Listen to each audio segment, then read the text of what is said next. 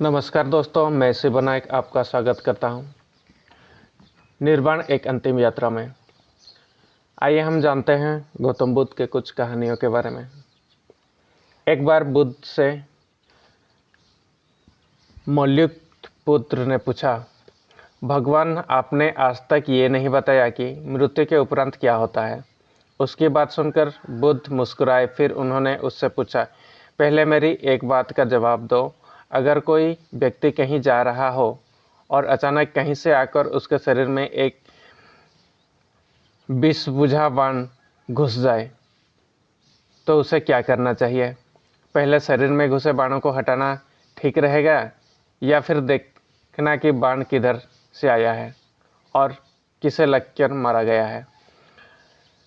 मौलिक के पुत्र ने कहा, पहले तो शरीर में घुसे बाणों को तुरंत निकालना चाहिए, अन्यथा विष बुरी तरह शरीर में फैल जाएगा। बुद्ध ने कहा, बिल्कुल ठीक कहा तुमने।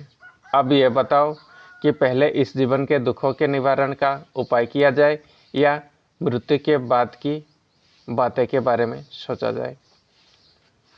मौल्यपुत्र अब समझ चुका था और उसकी जिज्ञासा शांत हो गई थी। इसी तरह हम दूसरे और एक कहानी के बारे में जानते हैं। एक दिन एक व्यक्ति बुद्ध के पास पहुंचा। वो बहुत अधिक तनाव में था। उनके प्रश्न उनके दिमाग में घूम घूम कर उसे परेशान कर रहे थे, जैसे आत्मा क्या है, आदमी मृत्यु के बाद कहाँ जाता है, सृष्टि का निर्माता कौन है, स्वर्ग नरक की अवधारणा कहाँ तक सच है और ईश्वर है या नहीं। उसे इन प्रश्नों के उत्तर नहीं मिल रहे थे तो वो परेशान था। जब वो बुद्ध के पास पहुंचा तो उसने देखा कि बुद्ध को कोई लोग घेरे बैठे हैं। बुद्ध उन सभी के प्रश्नों और जिज्ञासा का समाधान अत्यंत सहज भाव से कर रहे थे। काफ़ी देर तक ये क्रम चलता रहा, किंतु बुद्ध धैर्यपूर्वक हर एक को संतुष्ट कर रहे थे। बेचारा व्यक्ति वहाँ का हाल देखकर परेशान हो गया।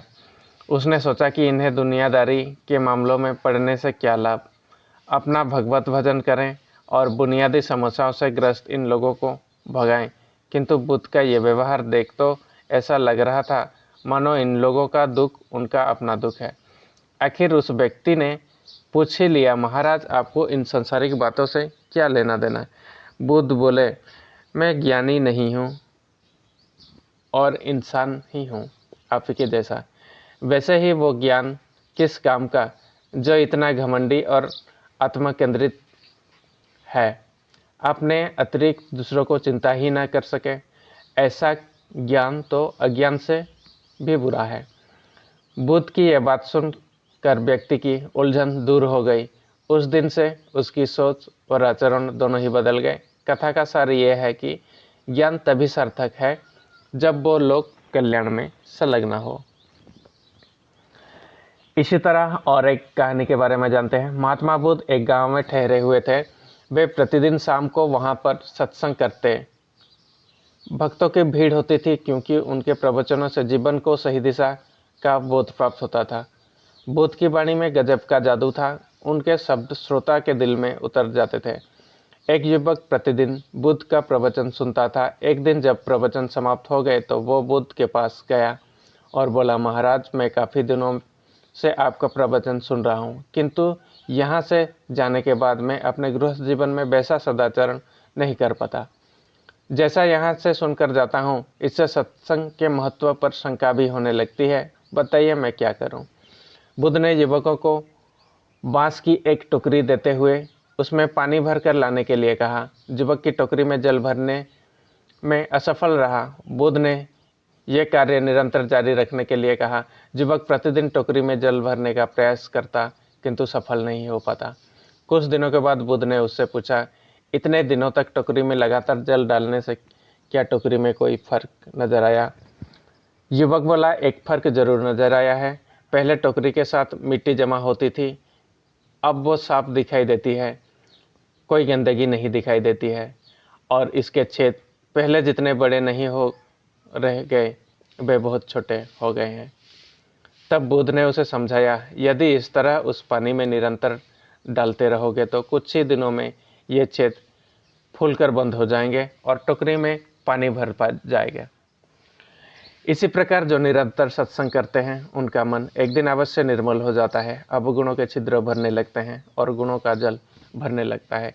युवक ने बुद्ध की अपनी समस्या का समाधान पा लिया। निरंतर सत्संग से दुर्जन भी सज्जन हो जाता है, क्योंकि महापुरुष का पवित्र वाणी उनके मानसिक विकारों को दूर करने में सद्विचार और आलोक प्रसारित कर देती है। इसी तरह आइए जानते हैं गौतम बुद्ध के कुछ और एक कहानी के बारे में। एक आदमी को बुद्ध ने सुझाव दिया कि दूर से पानी लाते हो, क्यों नहीं अपने घर के पास एक कुआं खोद लेते, हमेशा के लिए पानी की समस्या से छुटकारा मिल जाएगा। सलाह मानकर उस आदमी ने कुआं खोदना शुरू किया, लेकिन 7-8 फीट खोदने के बाद उसे पानी तो क्या, गीली मिट्टी का भी चिन्ह नहीं मिला। उसने वो जगह छोड़ दूसरी जगह खुदाई शुरू की, लेकिन 10 फीट खोदने के बाद भी उसने पानी नहीं निकाला। उसने फिर तीसरी जगह कुआं खोदना शुरू किया, लेकिन वहाँ भी उसे निराश ही हाथ लगी। इस क्रम में उसने 8-10 फीट के 10 कुएं खोद डाले, लेकिन पानी कहीं नहीं मिला।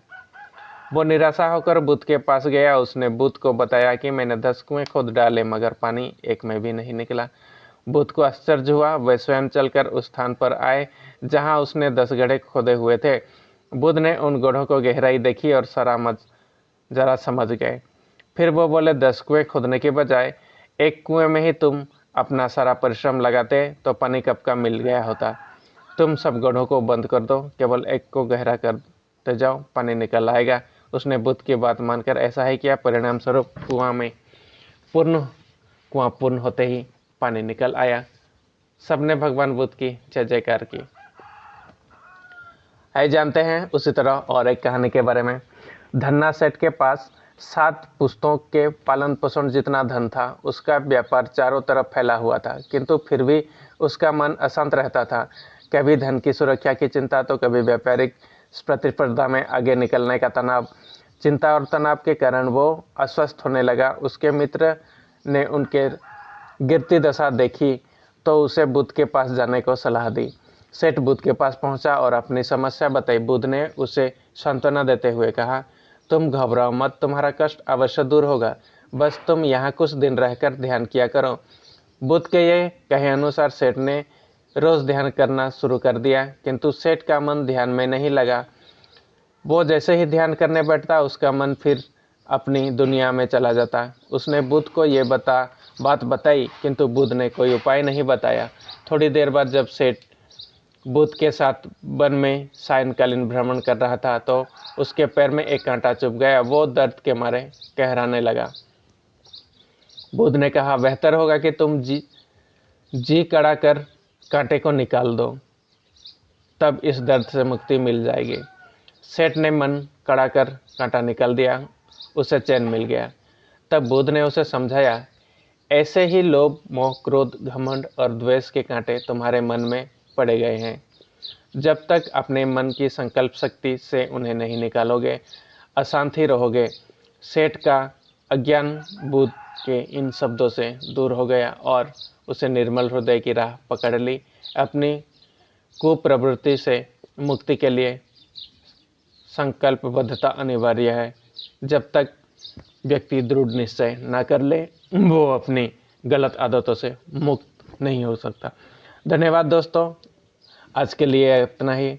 अगर आपको आज की ये कहानियाँ अच्छे लगे हो तो कृपया चैनल को सब्सक्राइब करें, शेयर करें और लाइक कर दें।